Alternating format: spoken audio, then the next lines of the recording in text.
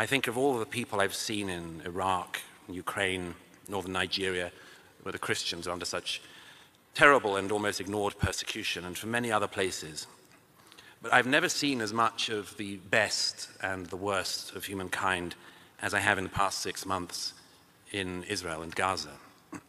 I was here in New York on the 7th of October, and on the 8th of October I went down to Times Square, and there were these men and women waving signs celebrating the massacre of the previous day.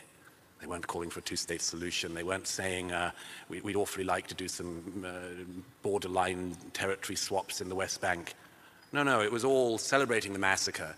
And some of them were doing it, and they were holding these signs in Times Square, by any means necessary, at a time when we already knew what those means included, and in fact when the massacre was still going on.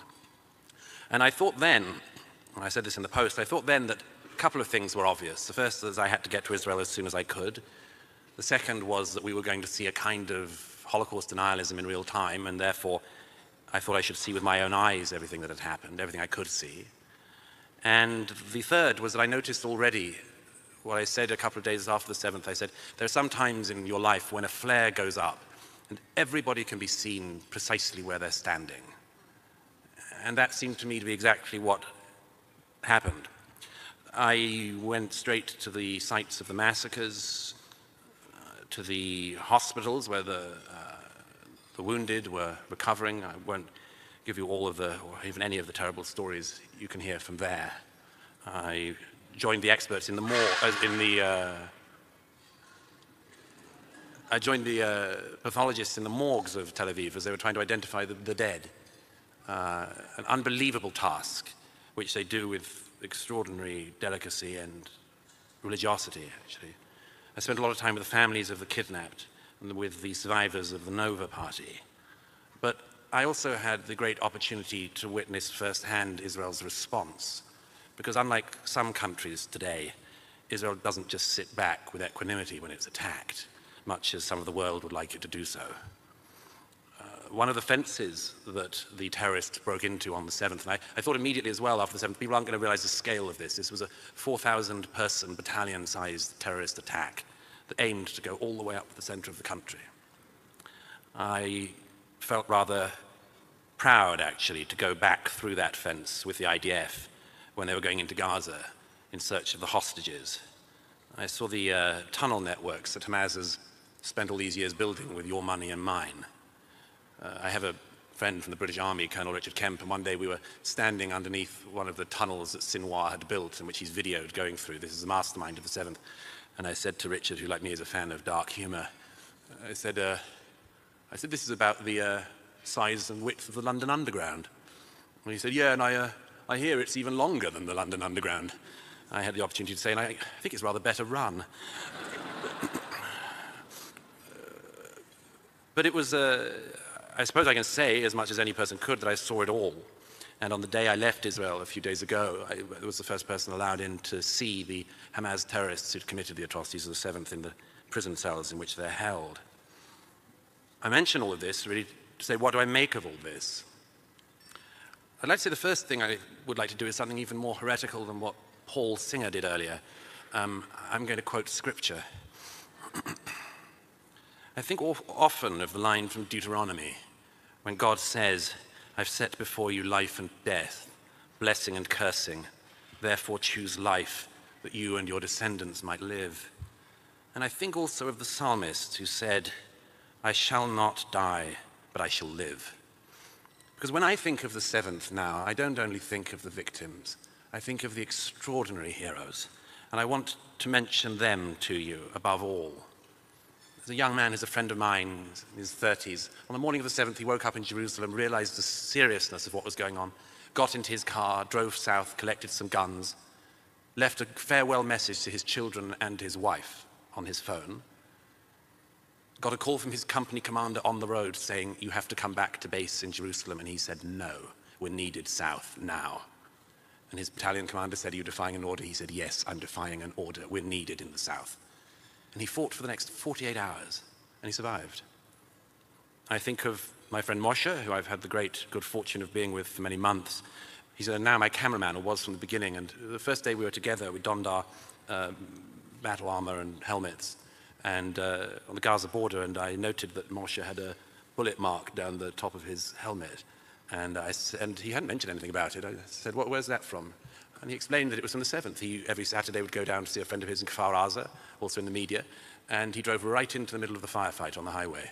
He got out and he fought, and he killed 3 terrorists with his own gun that he carries with him, thank goodness, and he fought for the next 2 days. And he doesn't expect any applause from it or anything like that, just did what he had to do. I think of the extraordinary Druze men who provided the food at the party, at the Nova party, and who I met a few months ago, some weeks after the atrocities, and who described to me not just what they'd seen at the party, which the world was already trying to deny, but what they'd done, and they didn't see themselves as heroes at all, but because they could understand Arabic, they saved so many young Jews that morning. And when I said to them, why, among other things, did you do it? They're proud Israelis, they're Druze. They said the Hamas hate us even more than they hate the Jews. I think of the Muslim doctor who Hamas held as a human shield at one point in the morning, and who, even after being wounded, saved the lives of other Israelis. I think of the extraordinary people of the United Hatzalah, sort of first responders unit. They all get an alert on their phone, and they all go off and address a car crash. And I spoke to the head of that organization in Jerusalem. He said in 30 years of doing this job, the whole 30 years altogether wasn't like 1 minute that morning. The lights just went off everywhere. And I think of a young woman called Adi Baruch. She was 23, and I was with her family in December in Judea and Samaria. She's a beautiful girl, a photographer, and she decided she had to go and re-enlist after the 7th, and she did. Her parents begged her not to, but she said she had to. And she was killed on her first day by a rocket that landed on her in Sderot. But her parents shared with me the note that she'd left for them in case she didn't make it. And in it she said, among other things, how sorry she was. But she said, I wanted to live life, and now I want you to live it for me. I think, finally, of the extraordinary evening in November last year. I was at the Schneider Children's Hospital when the helicopters came, returning the first hostages, the first children who Hamas had stolen from their homes in the south. And we'd been waiting for them for 2 days. There were 2 days of thwarted exchanges where Hamas deliberately eked it out, more and more torture for families. But when the helicopters emerged, there were 2 of them, and they emerged in the night sky, and the people of Tel Aviv realized what was happening, and every car stopped. I was standing right on the top of the hospital. Every single car in Tel Aviv stopped. And suddenly I noticed there was applause from the citizens, the Tel Avivians. And then there was singing all the way through the streets of Tel Aviv. And I said to my cameraman, what are they singing? And they were singing a song, Hevenu Shalom Aleichem, we brought you peace. And I learned afterwards that, speaking to the helicopter commander, that there was such intense competition among the helicopter pilots to have the good fortune, the honor of returning these children home. Now there's millions of stories like this across Israel, absolutely millions. The country rings with them, it resounds with them. And that what Israel has been up against is not just a people of death, but a cult of death. A cult which wishes to annihilate an entire race, and which, after dealing with that race, has made very clear what it wants to do with Christians, everyone in Britain, everyone in America, and everyone else next. They don't hide it at all. And we're merely stupid in not believing them. And I suppose for those people in America who don't believe them, I'd say, slumber on as long as you can.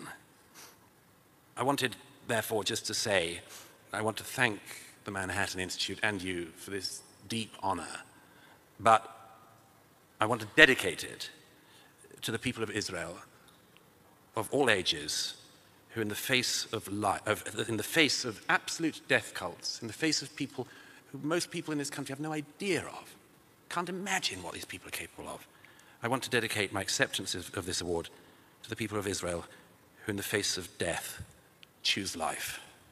Thank you.